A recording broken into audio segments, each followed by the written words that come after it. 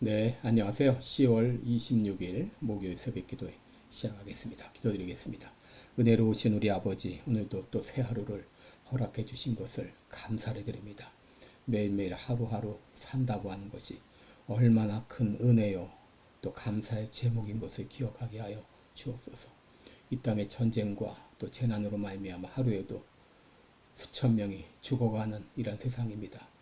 아버지여, 긍휼을 베풀어 주옵소서. 모든 전쟁이 종식되고 재난이 그치고 진정 평화가 임하기를 원합니다.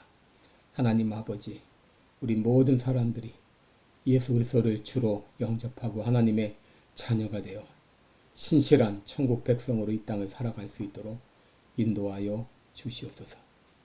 아버지, 오늘도 병중에 있는 우리 모든 성도들 긍휼을 베풀어 주시고 주의 능력의 손으로 어루만져 주시사 깨끗이 나음을 얻게 하여 주옵소서. 오늘 하루도 주님 앞에 의탁하며 예수님의 이름으로 기도드리옵나이다. 아멘.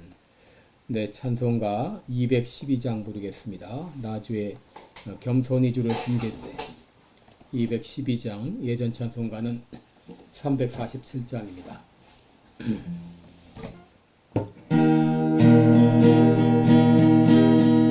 겸손히 주를 섬길 때 괴로운 일이 많으나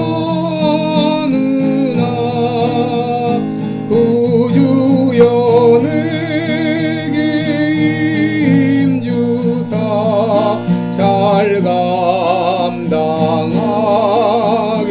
하소서. 말을 가지고 사람을 감화시키며 갈 길을 잃은 무리를 잘 인도하게 하소서. 주의 귀한 인내를 깨달아 알게 하시고 굳건한 믿음 주셔서 늘 승리하게 하소서.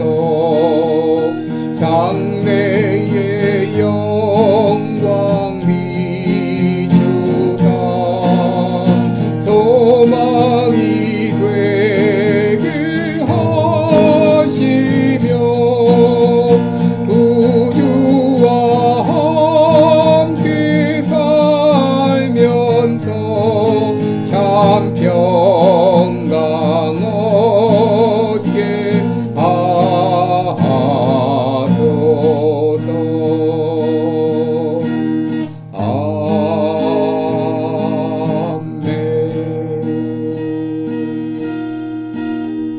아멘.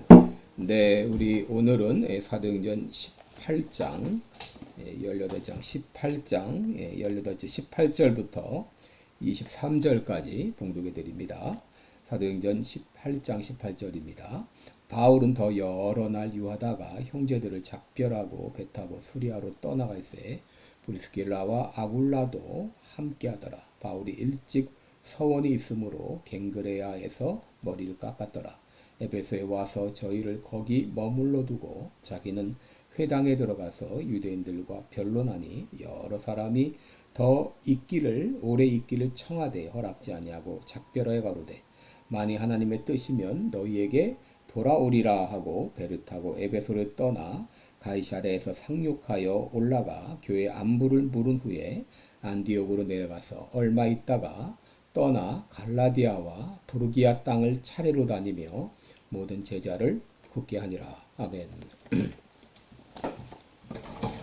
네, 우리 오늘은 사도 바울이 머리를 깎은 이유, 이런 제목으로 함께 말씀을 나누겠습니다.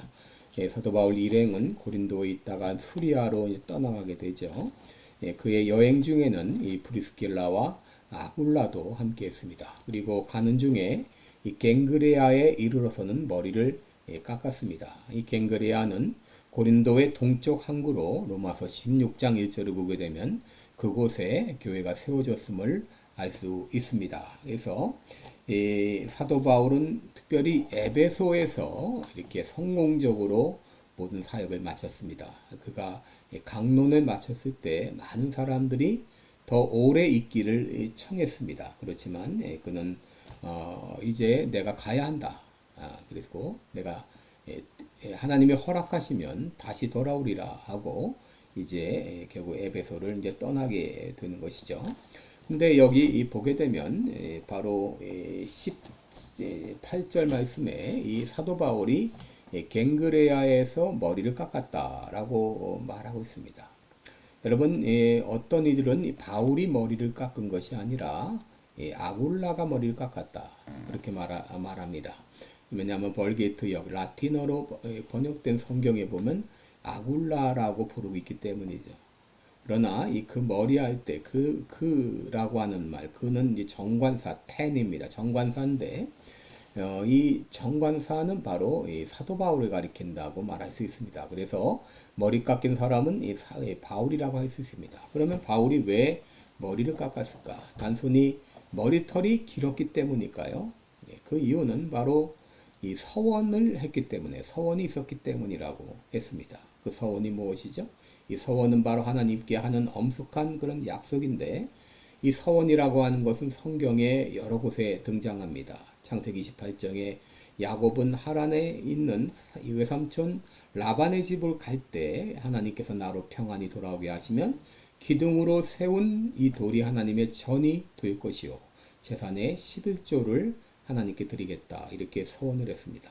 신명기 23장 21절 이하에는 서원을 할 때 자신이나 또 자녀를 드릴 수도 있고 또 시간이나 또 물질을 하나님께 드릴 수도 있는데 함부로 서원하지 말고 또 서원한 것은 반드시 실행하라 그렇게 가르치고 있습니다. 또 가장 주목할 만한 서원은 나시린의 서원인데 민수기 6장을 보면 나시린으로 서원을 하면 세 가지 약속을 합니다. 포도주와 독주를 삼가며 또 머리털을 자라게 놔두고 또 시체로 더러워진 집에 들어가지 않겠다. 이 서약을 하는데 이 서원은 시한부로 할 수도 있고 평생 할 수도 있습니다. 사무엘상 1장을 보게 되면 한나는 아들을 낳으면 평생 그를 여호와 앞에 드리겠다. 그렇게 서원을 했는데 이 시한부로 서원한 경우에는 서원이 만료가 되면 제사장은 번제물로 어린 양을 또 속죄제물로 암양 한 마리를 또 화목제물로 수양 한 마리를 드리면서 그 성막문에서 나시린으로 서약했던 그 사람의 머리털을 밀고 그 머리털을 제단불에 태우게 됩니다. 바로 사도 바울이 머리를 자른 것은 하나님께 했던 서원이 만료되었음을 말해줍니다. 왜 사도 바울이 서원을 했을까? 그 이유는 자세히 나오지 않습니다. 종종 유대인들은 질병에서 고침을 받았을 때 혹은 위험이나 재난에서 구출되었을 때 감사의 마음과 하나님께 대한 헌신의 표현으로 서원을 했습니다. 사도 바울도 수많은 이 위기에 직면했었는데 그런 위기 가운데서 구원받은 은혜에 대한 감사로 서원을 했을 가능성이 있습니다. 그런데 이 사도 바울이 머리를 깎은 이유는 자신이 율법을 멸시하지 않는다고 하는 것을 확인시키는 그런 동기도 있습니다. 여러분 사도행전 21장 22절 이하를 보면은 사도 바울이 예루살렘에 들어가자 당시 예루살렘의 지도자였던 야고보가 예루살렘의 현실을 말합니다. 유대인 중에 믿는 자가 수만 명이 있는데 이들은 철두철미한 율법주의자들이다. 이들은 당신이 이방에 있는 모든 유대인들을 가르치면서 모세를 배반하고 이들에게 할례를 하지 말고 또 여러 규례를 지키지 말라고 가르친다고 알려져 있다. 당신이 이곳에 온 것이 알려지면 그들이 가만히 있지 않을 것이다. 그러면서 야고보가 이 바울에게 현실적인 제안을 하죠. 서원한 네 사람이 있는데 저희와 함께 결례를 행하고 비용을 내서 머리를 깎게 하라. 그러면 모든 사람이 내게 대하여 들은 것이 헛된 것이고 그대도 율법을 지켜 행하는 줄로 알 것이다. 이런 제안을 했습니다. 여러분 물론 구원은 믿음으로 얻는 것이고 구원을 위해 할례는 불필요한 것임을 예루살렘 총회에서 천명했습니다. 문제는 이런 유대인의 결례들을 우리가 어떻게 할 것인가 하는 것입니다. 사도 바울은 야고보의 제안을 받아들였습니다. 여러분 선교사라면 각 나라마다 고유한 관습이 있는데 이 관습을 무시할 것인가 아니면 존중할 것인가 이것 때문에 고민할 수 있죠. 우리 문화에도 고유의 전통이 있는데 예수 믿은 후에 이것을 행할 것인가 무시할 것인가 고민할 수 있습니다. 그 핵심은 그 관습을 행하는 것이 죄가 되느냐 그렇지 않느냐에 달려 있습니다. 그 관습을 행하는 것이 죄가 된다면 비록 마찰이 일어날지라도 해서는 안 되는 것이죠. 다니엘과 세 친구가 좋은 예가 될 것입니다. 그들은 바벨론 왕궁에서 제공하는 음식이 율법에서 금하고 있는 음식이 포함되어 있음을 알고 단호히 거절했습니다. 그러나 이방인의 관습일지라도 그것을 행하는 것이 죄가 되지 않는다면 그 관습을 지킴으로 원주민들의 분노를 누그러뜨리고 화해를 도모할 수가 있는 것이죠. 고린도전서 9장 10절에서 사도 바울은 이렇게 말합니다. 유대인들에게는 내가 유대인과 같이 된 것은 유대인들을 얻고자 하며 율법 아래 있는 자들에게 내가 율법 아래 있지 아니하나 율법 아래 있는 자와 같이 된 것은 율법 아래 있는 자들을 얻고자 함이라 라고 말했습니다. 사도 바울은 자신이 율법 아래 있지 않는 것을 알았습니다. 그럼에도 율법 아래 있는 자처럼 행한 것은 율법 아래 있었던 유대인들을 얻고자 함이라 라고 말했습니다. 그 관습이 죄가 되지 않는다면 그 관습을 무시하지 말고 실행함으로써 사람들을 얻을 수가 있는 것이죠. 우리 많은 선교사님들이 선교지에 그 사람들의 복장을 입고 모습으로 바꾸는 것도 그들과 동화되기 위함입니다. 이를 통해서 한 사람이라도 주님 앞으로 인도할 수 있다고 하게 되면 우리는 어떤 불편이라도 충분히 감수할 수 있는 그런 마음이 있어야 되겠습니다. 여러분 예수님은 우리를 구원하시기 위해서 모든 고통을 다 감수하셨습니다. 나는 한 사람을 구원하기 위해서 어떤 불편을 감수하고 있는가? 우리 자신에게 한번 물어보시기 바랍니다. 기도하겠습니다. 은혜로우신 우리 하나님 아버지 사도 바울이 참 한 사람을 얻기 위해서 그와 같이 되기로 노력하고 애썼던 것을 보게 됩니다. 예수님은 우리의 죄를 담당해 주시기 위해 십자가의 그 모든 고통을 다 감수하시고 담당해 주셨습니다.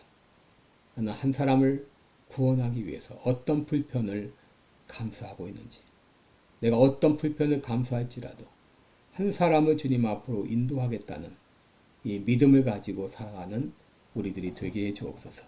예수님의 이름으로 기도드리옵나이다. 아멘. 네, 고맙습니다. 오늘도 복된 하루가 되시고 또 담대하게 복음을 전하는 그런 하루가 되시기 바랍니다. 감사합니다.